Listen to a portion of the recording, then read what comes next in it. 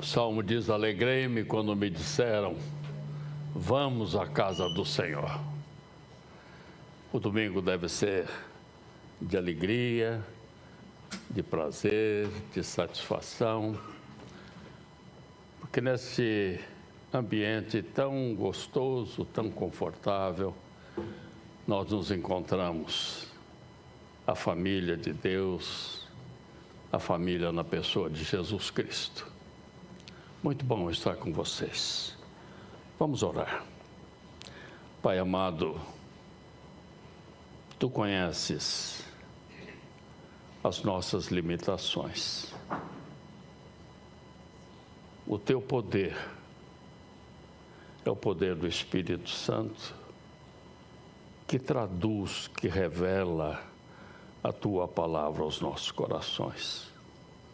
Que o Teu Santo Espírito ministre esta palavra neste momento. Abra o nosso entendimento, mas abra o nosso coração para receber essa palavra, palavra de vida e de vida eterna. Em nome de Jesus nós oramos. Amém. Meus irmãos, nessa manhã eu quero tratar de dois personagens bíblicos muito importantes, com obras extraordinárias. E o título dessa nossa meditação é Moisés e Jesus, Lei e Graça. E tanto Moisés como Jesus são profundamente pregados, tanto no judaísmo quanto no cristianismo. A figura de Moisés é maiúscula, mas a Bíblia diz que Jesus é maior do que todos eles. Vamos verificar que Moisés profetizou sobre Jesus. Ele não foi alheio à revelação sobre Jesus. Em Deuteronômio 18:5 nós encontramos assim: do meio deles, Deus falando a Moisés e Moisés transmitindo ao povo, do meio deles escolherei para eles um profeta que será parecido com você. Darei a esse profeta a minha mensagem e ele dirá ao povo todo o que eu ordenar. Esse profeta é Jesus. Interessante que ele diz assim, parecido com você. Parecido não é igual. Havia uma diferença, como nós vamos verificar na palavra de Deus. E Jesus, no seu ministério, ele dá testemunho de Moisés.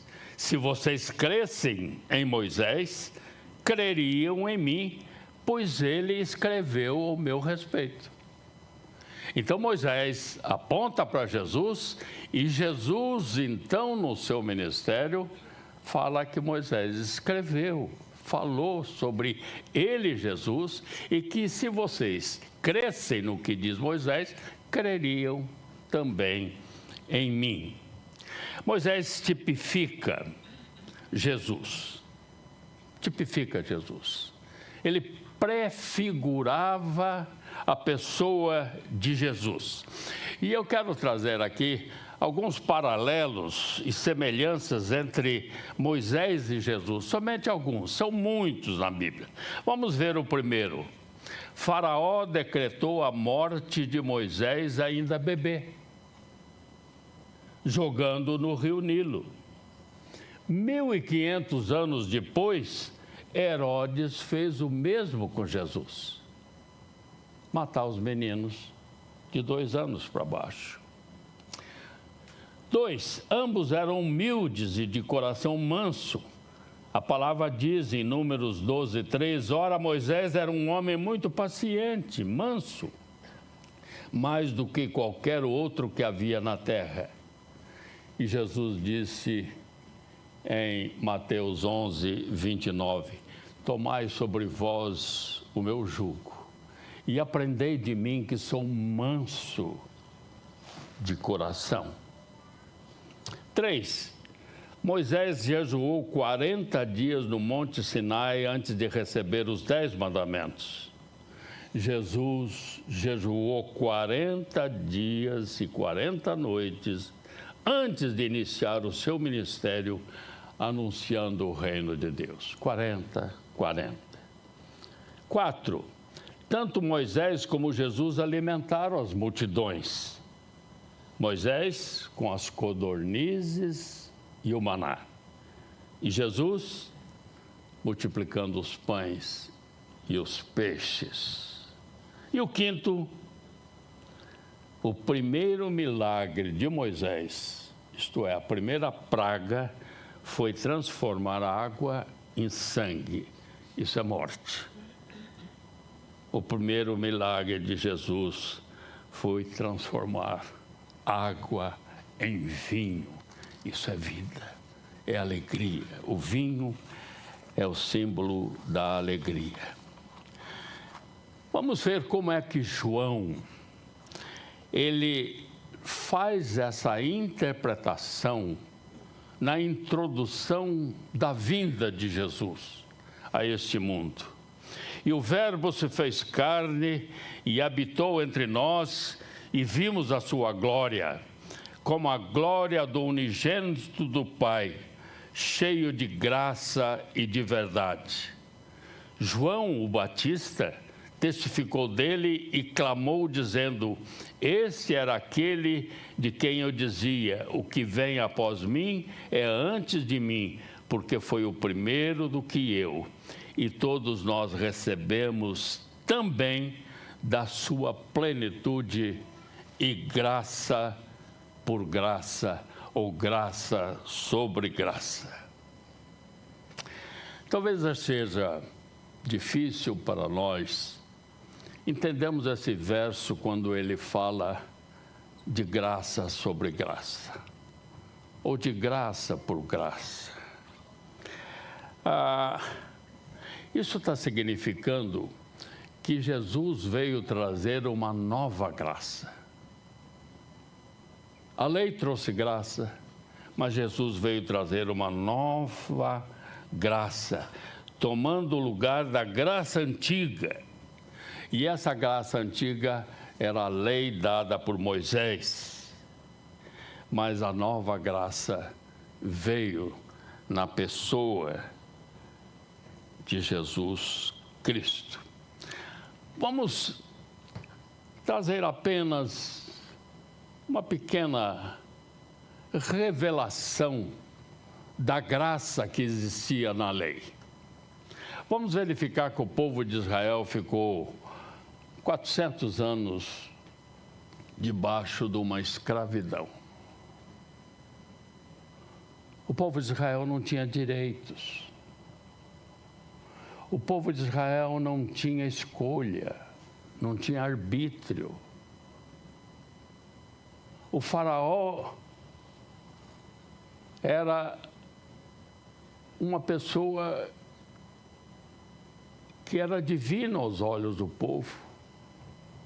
E a palavra do faraó se cumpria sem nenhuma discussão.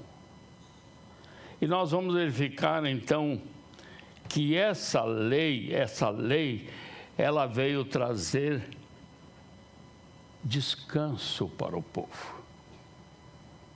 No Egito o povo não descansava. Não descansava, era dia e noite.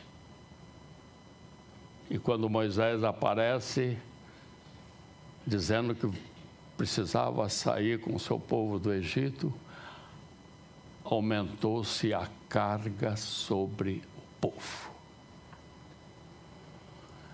E a lei veio, depois da saída desse povo, a lei veio e estabeleceu o 4º mandamento: lembra-te do sábado para o santificar.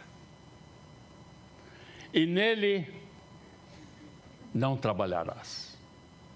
E a lei começa dizendo quem é que não é para trabalhar no sábado, é para descansar no sábado. Até o jumento tinha que descansar. Vejam então que a lei, ela tinha uma graça, ela trouxe uma graça, ela mostrou os limites do ser humano. Ele falou sobre o não matar, o não roubar. Então essa graça trouxe descanso para esse povo. E no Apocalipse nós vamos encontrar bem-aventurados que morrem no Senhor, sim, diz o Espírito, para que descansem das suas fadigas. Nós vivemos aqui num mundo cheio de fadigas, de canseiras. A legislação nos dá 30 dias de férias, mas eu duvido que a maioria de nós sai 30 dias de férias. Em primeiro lugar, que nós não temos dinheiro. O que adianta você dizer, olha, você tem 30 dias e geralmente as férias são na casa dos parentes. E hospedar parente hoje custa caro. Ou não custa? Eu gosto de hospedar lá em casa. Gosto da família. Mas, meu Deus do céu, depois que eles saem, que eu recebo a conta da água, a conta da luz, mas tem descanso. Vamos descansar. E Jesus, então, o autor de Hebreus fala que em Jesus nós temos um descanso, não aqui na terra, mas um descanso eterno lá no céu. Oh, maravilha isso! Agora, meus queridos, após essa introdução, eu entro agora na missão específica de Moisés e a razão da vinda de Jesus a este mundo. Moisés trazendo a lei e Jesus sendo a graça. Eu gostaria que vocês prestassem atenção para alguns detalhes da palavra de Deus. Eu gosto de, ao ler a palavra de Deus, clamando ao Espírito Santo, para que ele me revele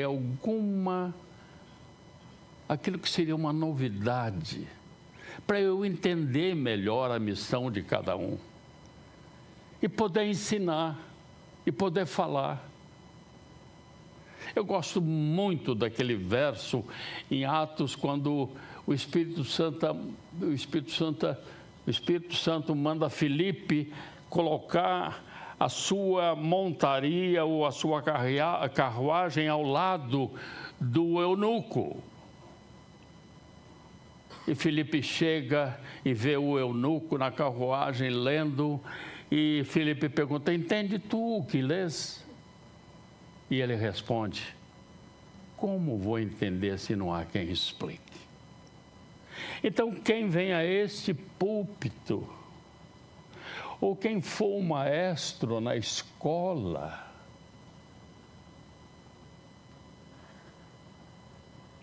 ele precisa ensinar. E o ensino da palavra não é nosso, é um ensino pelo Espírito Santo. E assim eu gostaria então de mostrar alguns detalhes da palavra. Ambos, Moisés e Jesus, tiveram os seus montes principais. Qual foi o monte principal de Moisés? Sinai, ou Horebe. Qual foi o monte principal de Jesus? O Calvário. O Calvário. O Gólgota. E esses dois montes tem um grande significado para nós, os cristãos. Vamos verificar o Sinai primeiro. Ele vem antes. Foi lá que Moisés foi chamado para o ministério, libertar o povo de Israel. Mas foi no Monte Sinai, chamado Monte de Deus, que Deus dá os 10 mandamentos. Se vocês abrirem a Bíblia agora, no capítulo 19 de Êxodo, e eu vou ler esse trecho, mas pulando alguns versículos para dar ênfase aos outros, vocês vão verificar o que aconteceu quando Deus entregou a lei a Moisés. Êxodo 19:1 começa assim: ao terceiro mês da saída dos filhos de Israel da terra do Egito, no mesmo dia chegaram ao deserto de Sinai, porque partiram de Refidim e entraram no deserto de Sinai, onde se acamparam. Israel, pois, ali se acampou em frente ao monte. E subiu Moisés a Deus, e o Senhor o chamou do monte, dizendo: assim falarás à casa de Jacó e anunciarás aos filhos de Israel: vós tendes visto o que fiz aos egípcios, como vos levei sobre asas de águias e vos trouxe a mim. Agora, pois, se diligentemente ouvirdes a minha voz e guardardes a minha aliança, então sereis a minha propriedade peculiar dentre todos os povos, porque toda a terra é minha. Versículo 12: e marcarás limites ao povo em redor, dizendo: guardai-vos, não subais ao monte, nem toqueis o seu termo, todo aquele que tocar o monte certamente morrerá. 17: e Moisés levou o povo fora do arraial ao encontro de Deus, e puseram-se ao pé do monte. E todo o monte Sinai fumegava, porque o Senhor descera sobre ele em fogo, e a sua fumaça subiu como fumaça de uma fornalha, e todo o monte tremia grandemente. E o sonido da trombeta ia crescendo, cada vez mais. Moisés falava e Deus lhe respondia em voz alta. Meus irmãos, essa descrição é aterrorizante. Aterrorizante. Essa manifestação trouxe medo ao povo. Primeiro, vamos verificar aqui que Moisés teve que subir, Deus não desceu. Na lei, o homem tem que subir, ele tem que buscar. E eu fico pensando, Moisés, ele tinha 80 anos. Esse Monte Sinai tem 2.280 metros de altura. Pedra e pedra. Eu tinha 60 anos quando, a 1h da madrugada, partindo do mosteiro Santa Catarina, nós começamos a subir em direção ao Monte Sinai, isso há 28 anos. Cada um tinha uma lanterna. A subida começava a 1h. Saímos em grupo, todos com a sua lanterna acesa. Daqui a pouco a gente via uma lanterna se distanciando e outras ficando para trás. E eu era um desses que ficava para trás.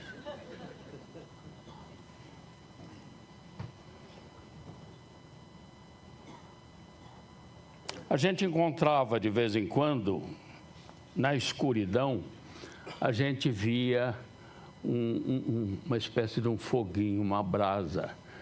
Eram os beduínos com seus camelos e eles chegavam para nós e diziam assim: camelo, camelo, camelo, você quer um camelo? Gente, eu me arrependi de não ter alugado um camelo. E vemos aqui, eu tinha 60 anos, e eu vejo agora aqui esse Moisés de 80 anos, subindo, uma vez, duas vezes, três vezes. Moisés desce, fala para o povo se purificar, não chegar perto do monte. Na lei Deus não desce, o homem tem que subir.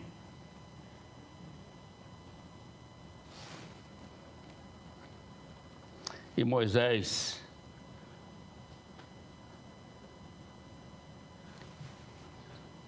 veja aqui,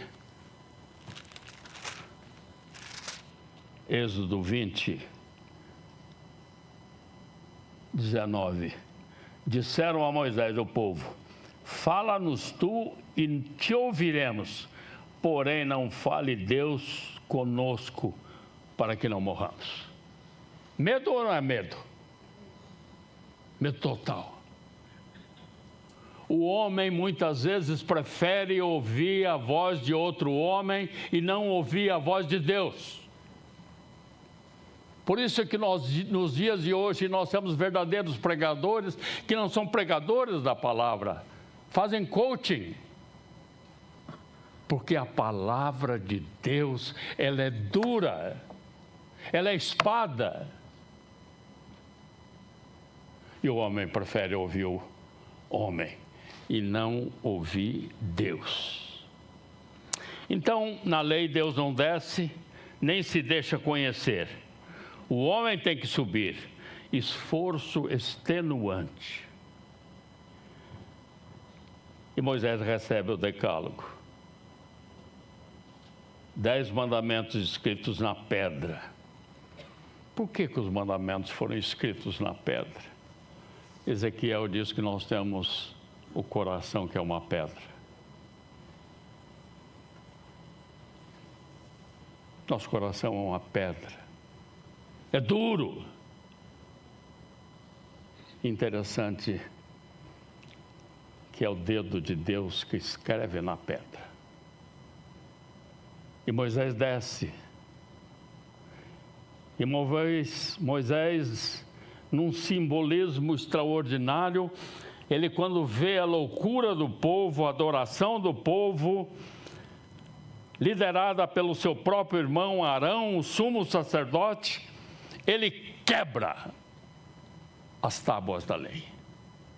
Num simbolismo dizendo que o homem não tem condição de seguir, de cumprir a lei de Deus. Interessante que todos os mandamentos, com exceção do quarto, todos começam com o advérbio de negação, não. Não terás outros deuses diante de mim, não farás para ti, não tomarás o nome do Senhor teu Deus em vão. Quando ele fala, lembra-te do sábado para o santificar, que é o quarto mandamento, no meio ele começa, não vai trabalhar você, não vai trabalhar o estrangeiro, não, não, não, não, não. A lei. Mas a Bíblia mostra a graça se manifestando. Olha como é bonito, é prazeroso, é gostoso, quando a gente pode fazer uma distinção entre a lei e a graça. Mateus 5:1, depois do batismo de Jesus, está escrito assim: e Jesus, vendo a multidão, subiu a um monte, e assentando-se, aproximaram-se dele os seus discípulos, e abrindo a sua boca, os ensinava, dizendo: bem-aventurados.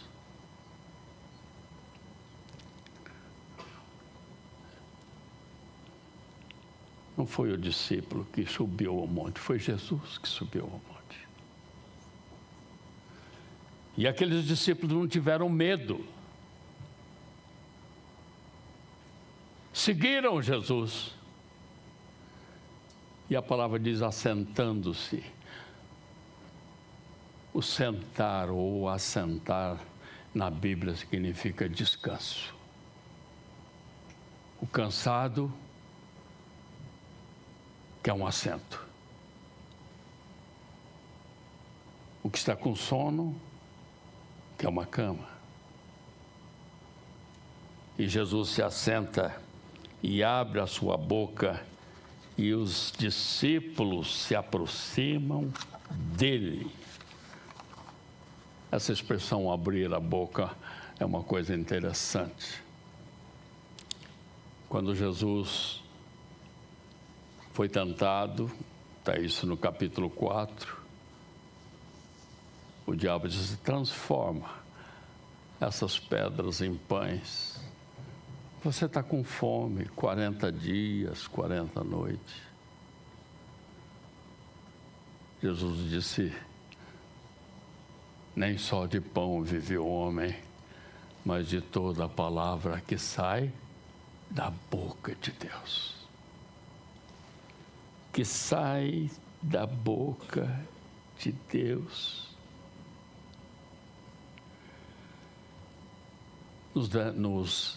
Nas bem-aventuranças, Jesus está trazendo as leis do seu reino. As leis do seu reino. E ele começa: bem-aventurados. Ele não escreve essas bem-aventuranças na pedra. Ele abre essa boca e começa a escrever essas leis no coração. Muito interessante. Jesus não deixou nada escrito. Sócrates também não. A única vez que Jesus escreveu foi naquele episódio da mulher pecadora, que ele escrevia no chão. E veio o vento e apagou o que ele escreveu, e ninguém sabe o que ele escreveu. As leis de Jesus, as leis de Deus estão escritas no coração de Deus. Agora, meus irmãos, não pensem que Jesus, ou essa mensagem, está execrando a lei de Deus, condenando a lei de Deus. Não. De jeito nenhum. De jeito nenhum. A lei veio para mostrar o pecado. A lei é como um raio-x que mostra por dentro o nosso esqueleto.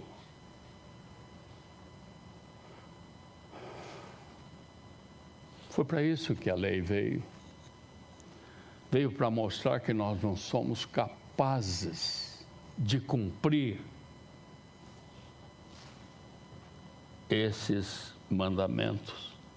E Paulo diz assim: é a lei pecado? De modo nenhum. Mas eu não conheci o pecado senão pela lei, porque eu não conheceria a concupiscência se a lei não dissesse: não cobiçarás. Vamos ilustrar.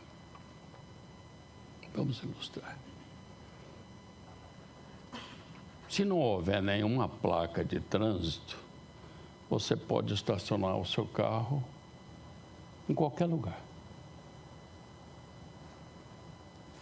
Esquerdo, direito, tem. Mas se houver uma placa dizendo proibido estacionar aqui, essa lei está mostrando o quê? que eu não posso estacionar ali. Essa lei mostra um regulamento, mostra um limite.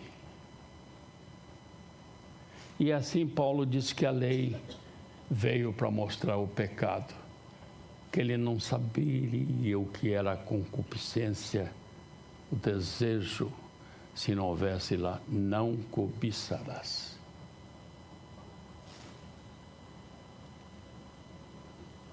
E a palavra diz assim: os seus mandamentos não são pesados. Não são pesados. E a Bíblia diz ainda: porque antes de ser dada a lei, o pecado já estava no mundo, mas o pecado não é levado em conta quando não há lei. Tudo é permitido quando não existe um regulamento, a lei. Então a lei veio para o povo de Israel. Era uma nação jovem, criança, estava saindo de um período de idolatria total no Egito, e por isso que os mandamentos começam com não. Como é que se ensina uma criança? É dizendo sim a tudo? Ou dizendo o quê? Não. E é isso que a maioria dos pais hoje não sabe dizer. Não sabe dizer não para o filho. Como é importante isso. Quando se diz no momento exato, por uma razão exata. O coração humano descaído odeia a lei de Deus. Tanto o fato de ser lei, quanto ela vir de Deus. Os que conhecem a Cristo descobrem que amam a lei e querem guardá-la, tanto para agradar a Deus e pela gratidão, pela graça. E o Salmo 1 diz assim: bem-aventurado é o varão que não anda, não senta, antes o seu prazer está na lei do Senhor, e na sua lei medita de dia e de noite. O Salmo 119, nos seus 150 versículos, todos eles falam da lei de Deus. Escondi a tua palavra no meu coração para eu não pecar contra ti.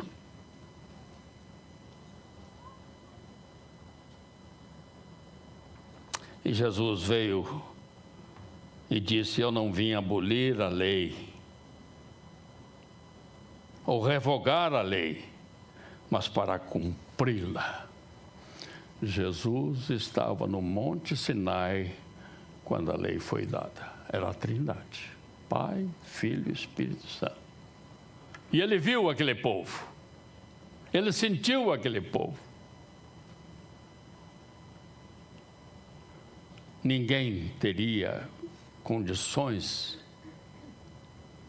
E agora ele vem e diz assim: olha, eu vim para cumprir aquela lei que eu dei há 1500 anos. Vocês não têm capacidade, mas eu o farei. A lei diz: a alma que pecar, essa morrerá. E Paulo diz: todos pecaram. Mas a graça diz: na verdade, eu vos digo que quem ouve a minha palavra e crê naquele que me enviou tem a vida eterna e não entrará em condenação, mas passou da morte para a vida. Essa graça de Deus. Ele vos deu vida, estando vós mortos dos nossos delitos e pecados. A graça de Deus. E no versículo seguinte, no 8, ele diz: pela graça sois salvos mediante a fé. E isso não vem de vós. O que não vem de vós? O que o homem não tem? A fé. Diz assim: é dom de Deus. Deus é tão gracioso que Ele faz todas as coisas para que esse homem receba essa graça. Sproul disse assim: você e eu não temos nenhum mérito perante Deus. E o que é a graça? É o favor imerecido. A graça é para o pior. A graça é Deus dando e fazendo tudo para quem ninguém merece, para aquele que nem merece. E Paulo vai dizer que a graça veio para justificar o ímpio. Ímpio é o contrário de pio, santo, bom, doce.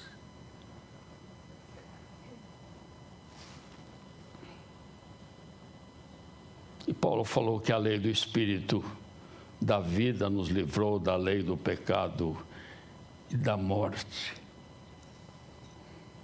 A lei da graça é superior à lei da condenação. E nós não entendemos o que é essa graça. Vamos ver uma coisa interessante. Na lei, Deus disse para Moisés: descalce as tuas sandálias. Na graça, na parábola do pródigo, o pai disse assim: põe-lhe uma sandália. Entendeu? Viu a diferença? Descalça a sandália. Aquele moço sujo, cheirando a porcos. Põe-lhe as sandálias.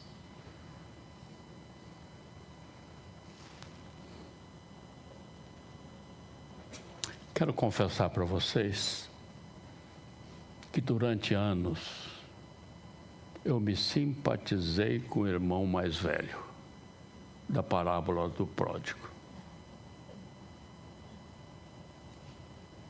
Eu me simpatizei com ele. Mas que pai é esse que faz festa para alguém que tomou a herança antecipada, gastou lá fora e agora vem e recebe o quê? Festa.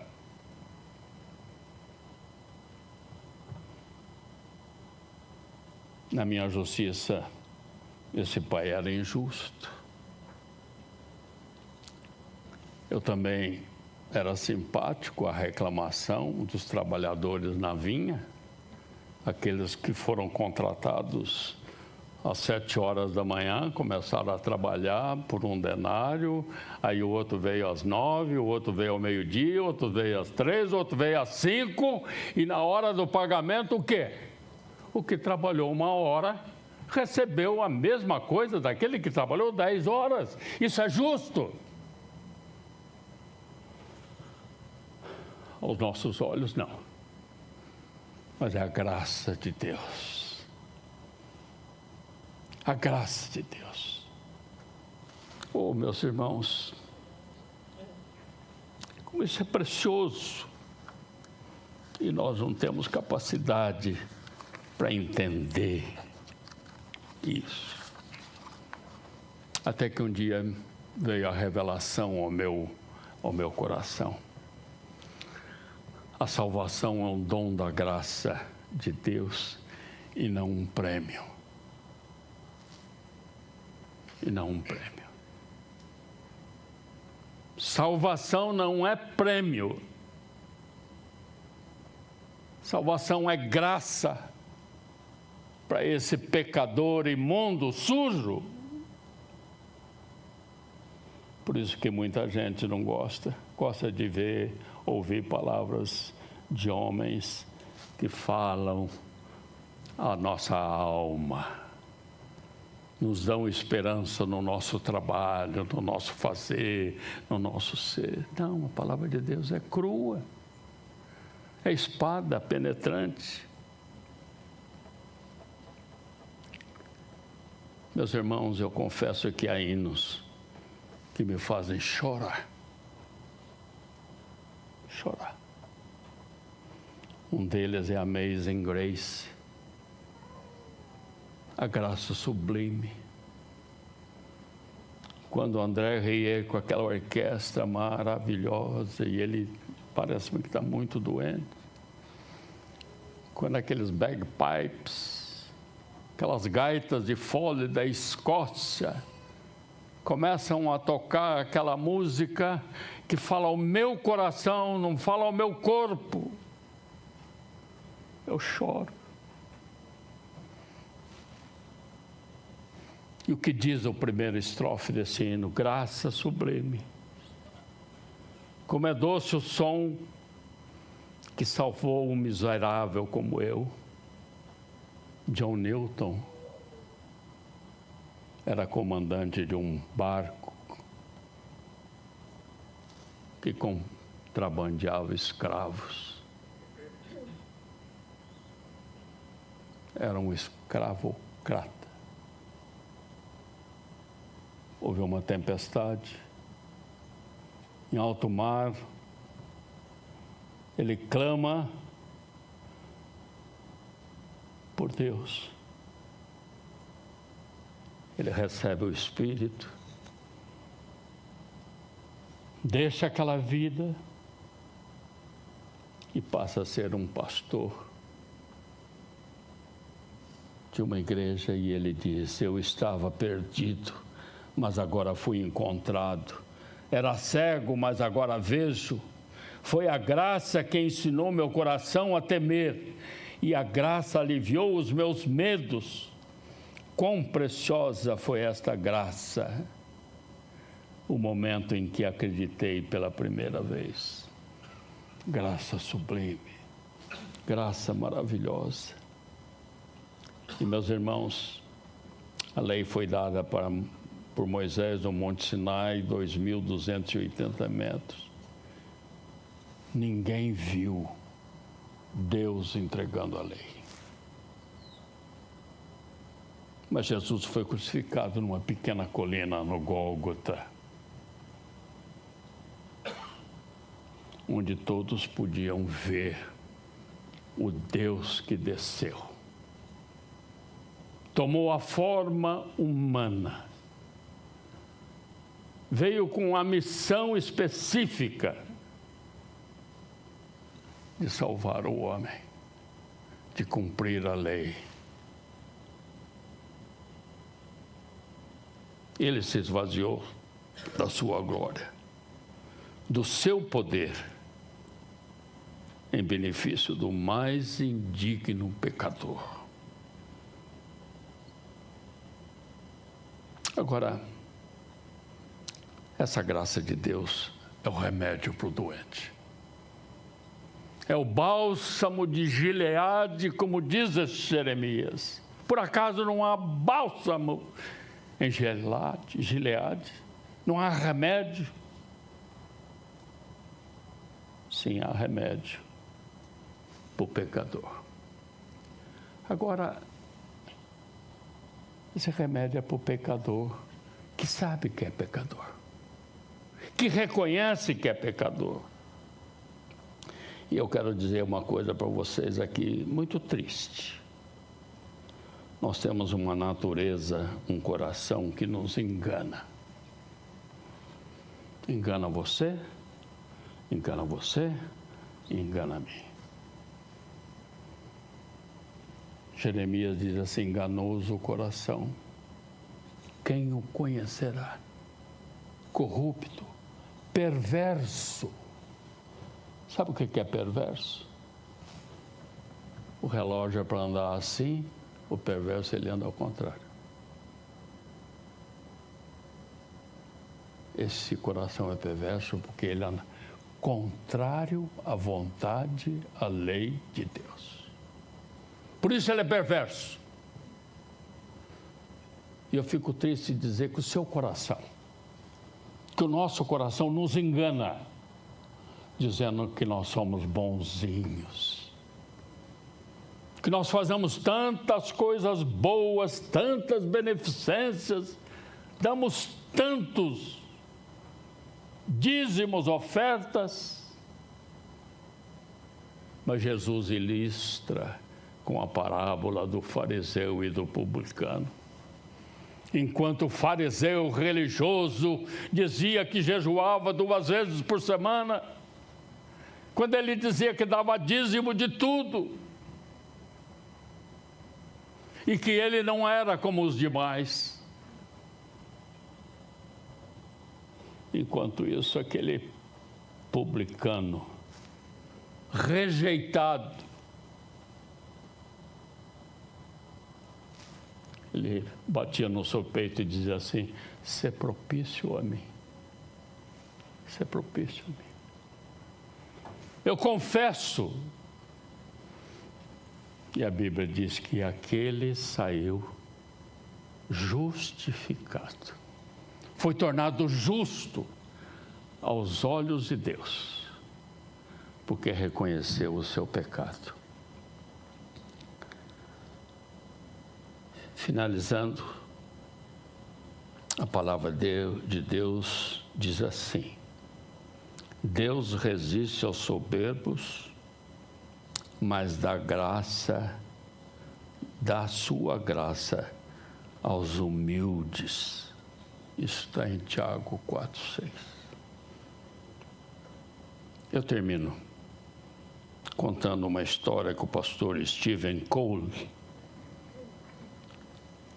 deixou num dos seus livros. Ele diz assim: alguns anos atrás, numa igreja na Inglaterra, esse pastor era americano, da Califórnia. Alguns anos atrás, numa igreja na Inglaterra, o pastor notou um ex-assaltante se ajoelhando para receber a ceia do Senhor, ao lado de um juiz da Suprema Corte da Inglaterra. O juiz era o mesmo que anos antes havia condenado o assaltante a 7 anos de prisão. Após o culto, enquanto o juiz e o pastor caminhavam juntos, o juiz perguntou: "Você viu quem estava ajoelhado ao meu lado durante a ceia?" "Sim", respondeu o pastor, "mas eu não sabia que o senhor havia notado." Os 2 homens caminharam em silêncio por alguns momentos.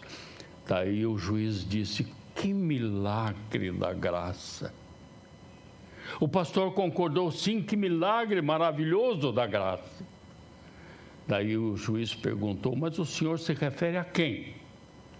O pastor respondeu: "É claro, a conversão do assaltante." O juiz falou: "Mas eu não estava pensando nele, estava pensando em mim mesmo." "Como assim?" indagou o pastor. O juiz respondeu: "O assaltante sabia o quanto ele precisava de Cristo para salvá-lo dos seus pecados. Mas olhe para mim, eu fui ensinado desde a infância a ser um cavalheiro, a cumprir a minha palavra, fazer minhas orações, ir à igreja. Eu passei por Oxford, recebi meu diploma, fui advogado e eventualmente tornei-me juiz. Pastor, nada a não ser a graça de Deus podia ter me levado a admitir que eu era um pecador igual aquele assaltante. Levou muito mais graça para me perdoar por meu orgulho, minha confiança em mim mesmo, para me levar a reconhecer que não sou melhor aos olhos de Deus do que aquele assaltante que eu mandei para a prisão." Oh, Jesus! Quando o Espírito ataca esse orgulho que nós temos, nós somos orgulhosos da nossa competência, nós somos orgulhosos da nossa bondade, da nossa sapiência, da nossa sabedoria. Eu não sou como os demais. E esse ilustre homem, o Espírito tocou o seu coração. Eu, com todos esses títulos, pessoa igual a ele, o assaltante.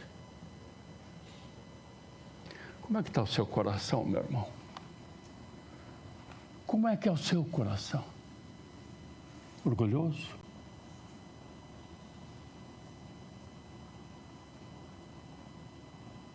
Você se basta? Olha no espelho. A palavra de Deus é o espelho. Olha e veja o que você é. Vamos orar? Pai amado, abra os meus olhos.